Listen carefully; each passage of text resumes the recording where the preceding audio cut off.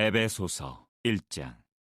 하나님의 뜻으로 말미암아 그리스도 예수의 사도된 바울은 에베소에 있는 성도들과 그리스도 예수 안에 있는 신실한 자들에게 편지하노니, 하나님 우리 아버지와 주 예수 그리스도로부터 은혜와 평강이 너희에게 있을지어다. 좋은 날입니다. 성령님께서 오늘도 여러분의 심령 가운데 큰 은혜와 평강으로 함께 해주시기를 주님의 이름으로 축복해 드립니다. 오늘부터 시작해서 2021년 6월 첫 주인데 에베소서 강해를 시작하려고 합니다. 에베소서는 매우 중요한 책입니다. 일반적으로 알려있기를 교회가 무엇인가에 대해서 우리에게 가르치는 귀한 책이라고 말하기도 하고, 또 그러면서도 이 교회 할 때 그 속한 교회의 구성원이 뭔가, 믿는 자들이죠. 그 가운데서도 유대인과 이방인이 하나 된 교회의 모습을 우리에게 또 말해주고 있습니다.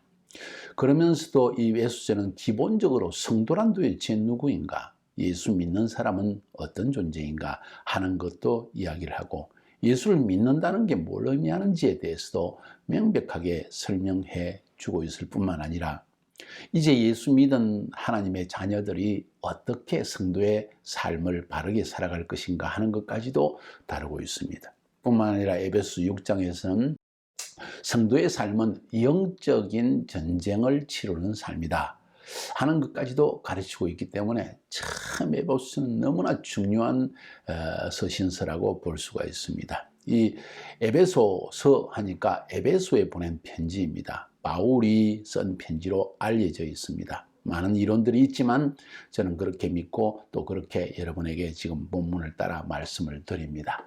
에베소 교회 언제 생겨진 교회인가? 그것은 사도행전에 보면 19장에 바울이 제3차 전도 여행 때 에베소에 도착하여서 3년간, 자그마치 3년간을 머무르면서 시작한 교회가 바로 에베소 교회입니다. 역사적 사료를 보면은 그 당시에 바울에 의해서 전도된 수많은 교회들 가운데서도 에베소 교회가 가장 크게 성장하였고, 지금도 터키의 에페소스라는 지역에 가보면 거기에 이 유적들이 남아있는데, 그 당시에 로마 유적들이 엄청 찬란한 문명들이 있는데 그 가운데 교회의 유적들이 많이 남아있는 것을 우리가 볼 수 있습니다. 그렇기 때문에 이 에베소는 매우 중요한 도시였고, 또 매우 중요한 에베소서, 이 편지는 매우 중요하다는 것을 말씀드리고 싶습니다. 언제 에베소서를 썼을까? 사도 바울이 언제 에베소에 있는 성도들에게 이 편지를 썼을까요? 하는 질문을 한다면 대개 생각할 때 사도행전 28장에 보면 사도 바울이 죄인의 몸으로 로마에 도착합니다. 그리고 약 2년간은 바울이 머무르는 그 집에 연금 상태에 감금되어서 복음을 증거한 그런 시간이 있었는데, 황제의 재판을 받기 전에 바로 그때 사도 바울이 이 에베소서를 쓰지 않았겠는가 하는 이야기가 일반적인 이야기입니다. 그렇게 본다면 이 편지는 AD 60년에서 64년 사이에 쓰여진 편지라는 것을 우리가 잘 알 수가 있습니다. 자, 중요한 것은 주제입니다. 에베소의 전체 주제는 교회란 무엇인가? 이방인과 유대인의 영적인 관계는 도대체 어떤 것인가? 성도란 누구인가? 예수를 믿는다는 것은 뭘 의미하는가? 참다운 성도의 삶은 어떤 것인가? 성도의 삶은 이 땅에서 영적인 삶인데 왜 우리의 삶에 이런 많은 공격이 다가오는가? 어떻게 살아야 할 것인가? 이런 부분들을 다루고 있기 때문에 실제적이면서도 매우 또 교리적인 내용도 많이 담고 있는 것이 사실입니다.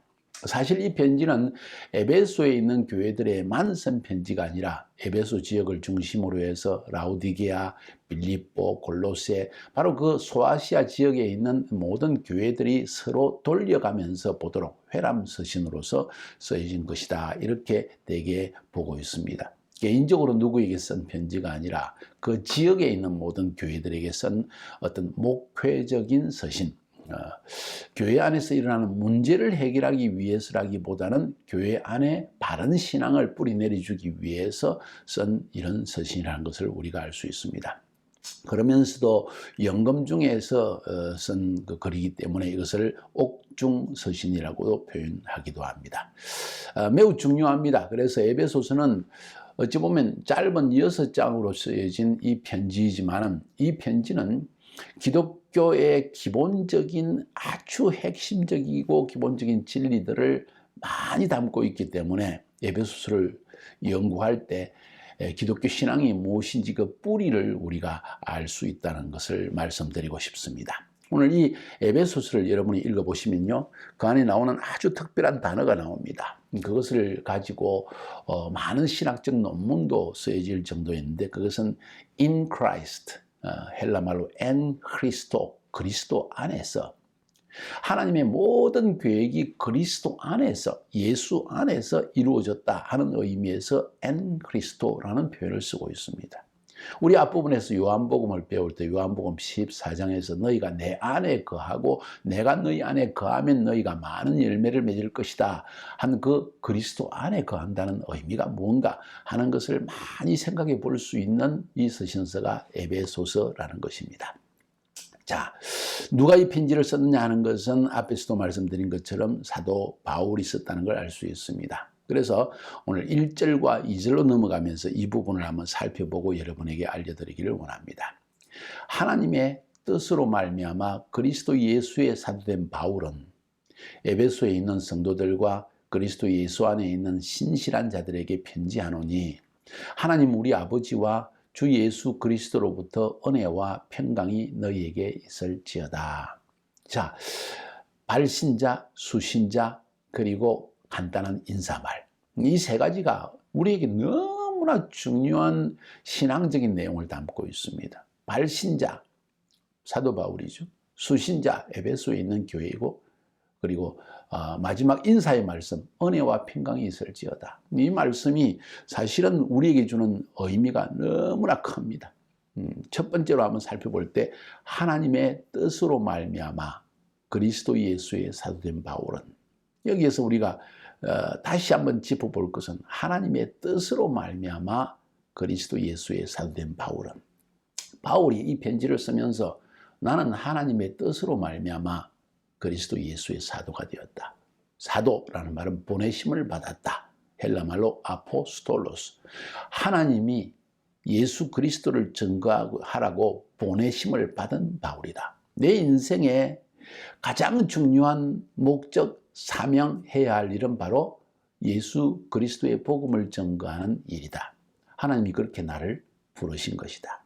그것이 하나님의 뜻이다 하는 내용을 담고 있다는 것입니다. 여기서 한번 생각해 볼 것. 기독교 역사를 통해서, 아니 구약 성경 전체에도 보면 하나님께서 부르신 사람들이 있습니다. 아브라함, 모세, 다윗, 수많은 선지자들, 이 모든 사람들, 특별히 왕과 선지자들을 칭할 때 대개 이 사람들은 하나님이 부르신 사람이라는 표현을 쓰고 있습니다. 신약 시대로 넘어가면 에베소서에도 여러분 4장을 넘어가 보면 알 수 있는 것처럼 특별히 하나님께서 교회를 위해서 부른 사람들이 있다고 이야기합니다. 사도, 선지자, 교사, 목사, 전도자. 이 5부류의 특별한 직분으로서의 사역을 감당하는 사람들을 우리는 하나님의 부르심을 받은 사역자라고 이야기합니다. 여기 우리가 한 가지 질문이 있습니다. 그러면 우리 평신도들, 이런 특별한 부르심을 받지 않은 평신도들은 이런 하나님의 뜻을 따라 부르심을 받은 사람이 아닌가? 아니요, 그 말이 아닙니다. 우리 모든 성도는 왕 같은 제사장으로서 이 땅에서 왕과 제사장의 선지자의 역할을 감당하라고 부르심을 받은 사람들입니다.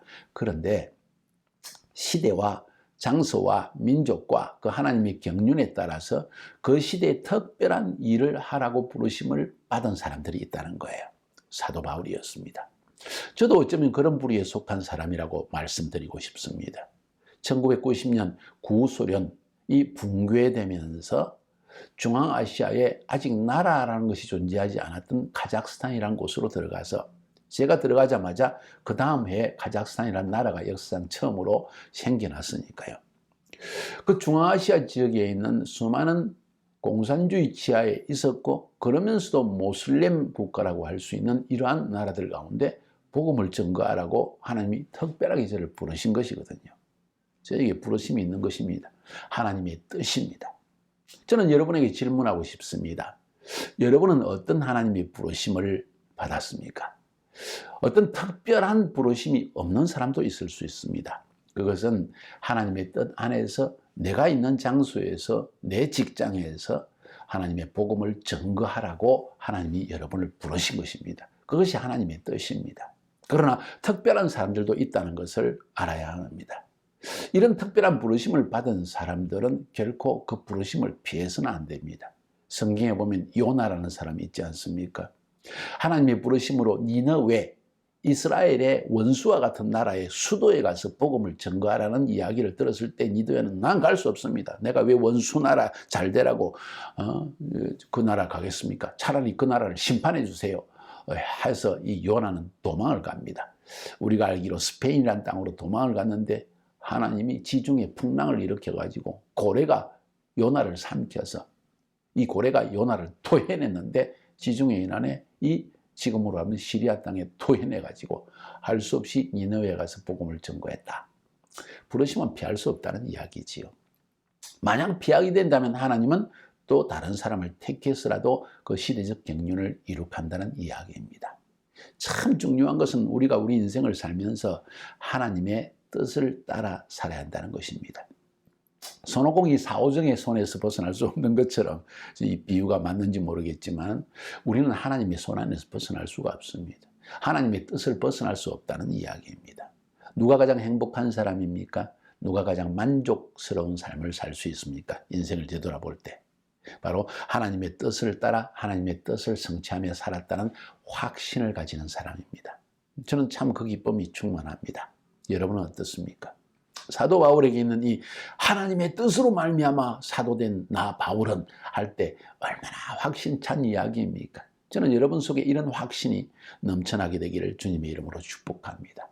사도 바울은 얼마나 그 하나님의 뜻을 따라 이 사도가 된 것이 분명하든지 그는 이 에베소서뿐만 아니라 로마서에도 보면 1장 1절에 예수 그리스도의 종 바울은 사도로 부르심을 받아 하나님의 복음을 위해서 택정함을 입었으니 이렇게 적고 있고 고린도전서 1장 1절에도 하나님의 뜻을 따라 그리스도 예수의 사도로 부르심을 입은 나 바울은 이렇게 적고 있습니다. 갈라디아서 1장 1절에서도 사람들에게서 난 것도 아니요 사람으로 말미암은 것도 아니요 오직 예수 그리스도와 및 죽은 자 가운데서 그리스도를 살리신 하나님 아버지로 말미암아 나 사도된 바울은 뭐 이런 표현을 쓰고 있는 것. 편지마다 이런 글을 쓰는 걸 볼 때 바울이 하나님의 부르심을 얼마나 확신했는가. 다른 말로 표현하면 이 확신 때문에 매를 맞고 잠을 못 자고 굶고 사람들의 핍박과 오해를 받고 복음 때문에 고난을 당할지라도 바울은 우뚝 서서 또 오뚜기처럼 이 일을 감당해 나갈 수 있었다는 것입니다. 쉽게 이야기하면 이 하나님의 부르심 이것이 바울의 사역의 출발점이요 모든 하나님의 종들의 사역, 삶과 사역의 출발점이라고 말할 수 있는 것입니다. 그러면서 오늘 언급하고 있는 것은 그리스도 예수의 사도된 바울이라는 표현을 쓰고 있습니다. 자, 만약 보내심을 받았다면 무엇을 위해서 보내심을 받았을까요? 예수가 그리스도, 즉 메시아라는 것을 증거하라고 보내심을 받았다는 것입니다. 목적이 분명합니다. 무엇을 행해야 될지를 아는 것입니다. 누구의 말을 듣고 살 것입니까? 하나님의 음성을 들을 것입니다. 누구를 전하라고 살고 있습니까? 예수를 전하라고. 내 삶이 축복받고 내 교회가 커지고 내 사역이 커지고 내 이름이 유명해지고 이게 아니라 주님의 이름이 유명해지고 주님의 나라가 확장되어지는 이 일을 위해서 부르심을 받았다는 것을 성경은 말해주고 있는 것입니다.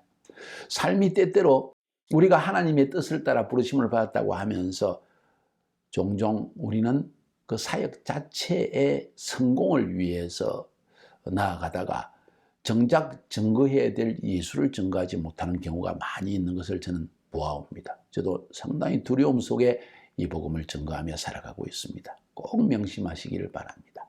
자, 두 번째로 수신자가 누군지를 살펴볼까요? 오늘 성경에 보니까 에베소에 있는 성도들과 그리스도 예수 안에 있는 신실한 자들에게 편지하노니, 아주 전형적인 편지입니다. 발신자 바울에 대한 이야기를 했고, 수신자는 에베소에 있는 성도들과 그리스도 예수 안에 있는 신실한 자들에게 편지를 했다. 이 성경 본문을 필사했던 많은 헬라어 사본들이 있는데, 거기에 보면 때때로 어떤 사본에는 에베소에 있는 성도들과 그리스도 라오디게아에 있는 신실한 자들에게 이렇게 적기도 하고, 어떤 편지에는 이 지명 성도들과 신실한 자들에게 편지하노니, 이렇게 앞에 지명도 빠져 있는 경우가 많이 있습니다. 뭐 이런 것은 다 제외하고 중요한 사실은 이 두 가지가 들어있는데, 성도들, 신실한 자들에게 이 편지를 썼다는 것입니다. 도대체 성도들은 누구이며 신실한 자들은 누구입니까? 혹은 똑같은 예수 믿는 사람들을 이렇게 다르게 표현한 것입니까? 혹은 그것을 다르게 볼 수가 있습니까? 한번 생각해 봅시다. 여기서 에베소에 있는 성도들과 그리스도 예수 안에 있는 신실한 자들, 성도들이라는 말은 헬라 말로 하기오스, 히브리 말로 한다면 카도시, 거룩하다, 구별된 자들이다 하는 뜻입니다. 사실 구약 성경에 보면 하나님께서 이집트에서 고난당하는 이스라엘 백성을 끄집어내시고 시내산 위에서 그들과 함께 언약을 맺으십니다. 너희가 내 명령을 지키고 살아간다면 내가 너희를 거룩한 백성, 하기오스, 카도시, 거룩한 백성으로, 세상과는 구별되어진 특별한 백성으로 너희를 삼을 것이다 하는 이야기를 하십니다. 이스라엘 백성은 우리가 그렇게 하겠습니다 하고 약속을 했습니다. 그래서 그들은 하나님의 거룩한 백성, 성도들이 된 것입니다. 그렇게 볼 때 만약 사도 바울이 그런 의미에서 썼다면 오늘 이 글은 에베소에 있는 유대인들, 이스라엘 백성들, 유대인들 중에 예수를 믿은 사람들과 예수 그리스도 안에 있는 신실한 자들, 이 말은 예수를 믿은 믿음의 사람들, 이방인들, 이렇게 표현할 수가 있습니다. 쉽게 이야기해서 에베소에 있는 모든 유대인들과 이방인들에게 이 편지를 읽으라고 썼다는 것입니다. 왜 그렇게 해석을 해보느냐? 그것은 2장에 보면 이 유대인과 이방인을, 멀리 떨어져 있는 이방인과 가까이 있는 유대인들을 하나 되게 하셔서 한 세 사람을 만드신 교회의 비밀을 주님이 말씀하고 있기 때문입니다. 만약 다르게 해석한다면 이 성도들이라는 것은, 우리는 사실 우리 자신이 거룩해서 하나님이 거룩한 성도로 삼은 것이 아니라 하나님께서 우리를 거룩하다고 칭해 주시는 것뿐입니다. 한번 생각해 보세요.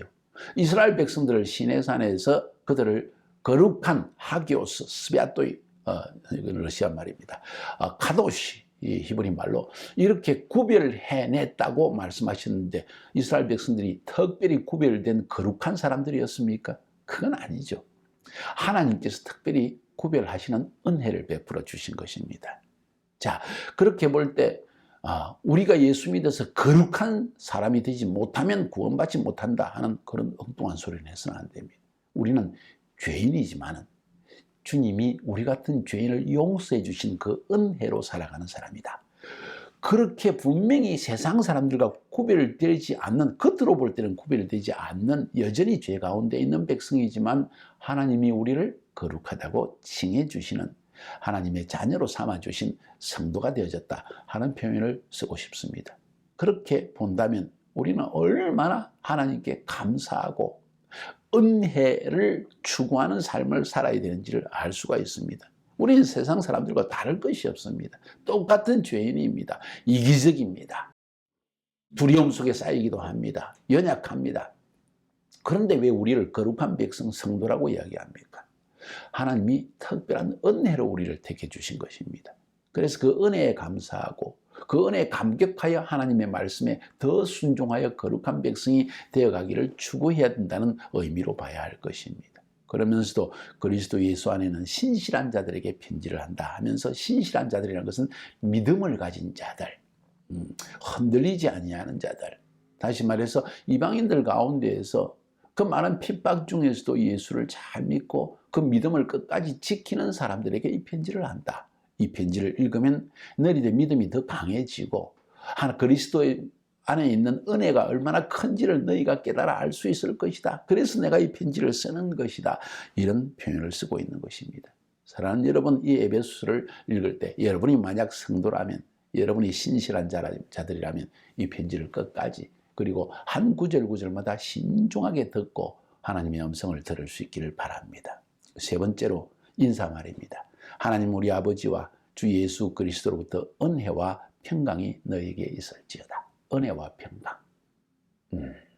이거 정말 중요한 말씀입니다. 은혜와 평강. 우리 삶에 가장 중요한 것이 은혜이고 또 평강입니다. 은혜는 정말 죄인임에도 불구하고, 그래서 죄로 말미암아 심판을 받아 저주를 받아 죽을 수밖에 없는 존재인데, 하나님의 은혜, 그것도 그리스도 안에 있는 은혜, 십자가 위에서 우리 죄를 대신 짊으신 주님의 은혜 때문에 우리는 용서함을 받고 구원함을 받고 사랑을 받고 축복을 누리며 살 수 있는 것입니다. 자, 그런 의미에서 볼 때 우리 그리스도인들의 삶이라는 것은 은혜와 평강의 삶입니다. 은혜의 삶입니다. 저는 그래서 기도할 때 주님 나에게 은혜 베풀어 주옵소서. 나의 악한 성격이 드러나지 않도록 은혜 베풀어 주옵소서. 나의 모든 죄악과 허물을 주님께서 덮어주시는 은혜들 입어 살게 해주시옵소서. 매일 그렇게 기도하고 있습니다. 은혜 없이는 한순간도 살 수 없습니다. 평강은 무엇입니까? 은혜를 누리는 자들이, 은혜를 받은 자들이 이 세상에서 실질적으로 누리는 축복, 그것은 마음의 평강이요 육체의 평강입니다. 내 모든 죄악과 내 모든 허물에도 불구하고 하나님이 나를 용서해 주시다는 이 은혜가 넘치는 사람, 마음속에 참된 평강이 넘치는 것입니다. 우리 인생에 진정 필요한 것이 뭘까요? 평화입니다. 평강입니다. 이건 사람과의 관계 안에서 내 홀로 있을 때 내 안에서 내 영혼이 누리게 되는 참된 축복이라고 저는 표현하고 싶습니다. 물질이 아무리 많아도, 세상적으로 아무리 큰 명성을 얻어도, 내 사업과 내 하는 일들이 아무리 잘 되어질지라도 마음의 평강 없으면 그 무엇 때문에 필요한 것입니까? 사랑하는 여러분, 이 평강은 오직 하나님으로부터 또 예수 그리스도 안에서만 우리에게 임하는 것입니다. 이 은혜와 평강 여러분 안에 충만하기를 바랍니다. 이 은혜와 평강 어떻게 임하는지 이제 에베소서를 연구하면서 차례대로 배워보도록 합시다. 기대합시다.